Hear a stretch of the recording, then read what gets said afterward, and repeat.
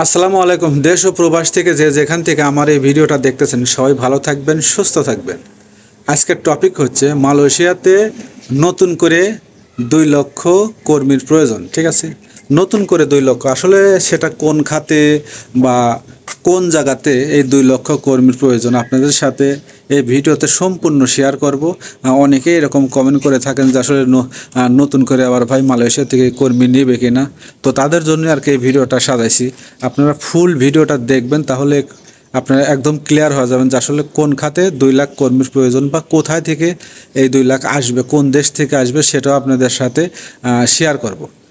তো মেন কথা হচ্ছে ভাই, 2 লক্ষ কর্মীর প্রয়োজন মালয়েশিয়া আছে, তবে মালয়েশিয়ার এই কুয়ালালামপুর বলেন, জোহর বারো বলেন, এইসব জায়গাতে না। ঠিক আছে, এই কর্মীগুলো আসবে অর্থাৎ প্রয়োজন যেটাকে বলে, সেটা হলো এটা মালয়েশিয়ার অন্য একটা রাজ্যে, যে রাজ্যের সাথে অরিজিনাল মালয়েশিয়ার সাথে কোনো কালেকশন আছে, মানে সব কিছুই আছে, কিন্তু আসলে যাওয়ার রাস্তাটা খুবই কঠিন। আর ওই সব জায়গায় মানে সুযোগ সুবিধা খুবই কম দেয়। যেমন ওই জায়গাতে যদি 1200 টাকা বেসিক দেয়, আর মেন মালয়েশিয়াতে যেটা আমরা যেখানে থাকি কুয়ালালামপুর সাইড বলেন, জহুর বালো বলেন, এখানে কিন্তু আপনার দেওয়া হলো 1500 টাকা বেসিক, 1500 রিঙ্গিত।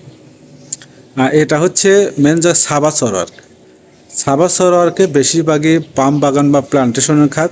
তো ওই জায়গাতে আসলে যে কর্মীগুলো আছে ওই কর্মীতে হচ্ছে না, ওইখানে 2 লক্ষ নতুন কর্মীর প্রয়োজন শুধু প্লান্টেশন খাতে।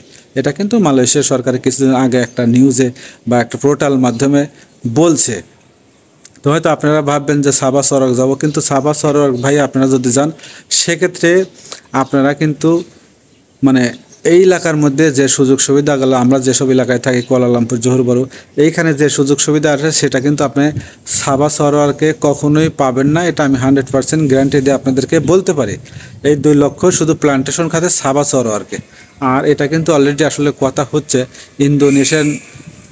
ইন্দোনেশিয়া থেকে কর্মী আনবে, এরকম একটা কথা চলতেছে। যদি আসলে কর্মী সাবা সরকার আসে, যদি বাংলাদেশ থেকে আনে, সেটা বাংলাদেশের সাথেও হবে, বা কলিং ভিসা যদি খোলা থাকে, বা এই নতুন লোকগুলা যদি আনে, সেটা বাংলাদেশের সাথে আনলে বাংলাদেশের সাথে কথা হবে বা ইন্দোনেশিয়ার সাথে কথা হবে। তবে বর্তমানে কিন্তু ইন্দোনেশিয়ার সাথে কথা হচ্ছে এটাই, কারণ ইন্দোনেশিয়ানরা বেশিরভাগই পাম বাগানে কাজ করে। ওরা জঙ্গল, পাম বাগানে এইসব কাজ করতে খুবই অভ্যস্ত। ঠিক আছে, সাপ পোকা এদের কাছে কোনো ব্যাপারই না। ঠিক আছে, যারা মানে এরকম কমেন্ট করতেছেন বা এই নিউজটা যেভাবে মানে পোর্টালের মাধ্যমে নিউজ হয়েছে, আপনাদেরকে জানালাম যে এই 2 লক্ষ লোকের প্রয়োজন, সেটা হচ্ছে সাবা সরার এই মালয়েশিয়ার ভিতরে। ঠিক আছে, কিন্তু এইখান থেকে যোগাযোগ দেখা যাচ্ছে আপনি এইখান থেকে যাইতে হলে আরও 3 ঘন্টার সময় লাগবে, বা নদী পথে গেলে আরও বেশি সময় লাগতে পারে।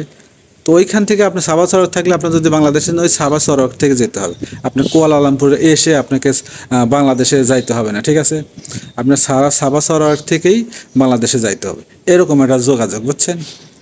তো যারা আসলে এই নিউজটা সম্পর্কে জানেন না, আপনাদের সাথে একটু শেয়ার করলাম যে আসলে কোথায় এই 2 লক্ষ কর্মীর প্রয়োজন। ভালো থাকবেন সবাই, আল্লাহ হাফেজ।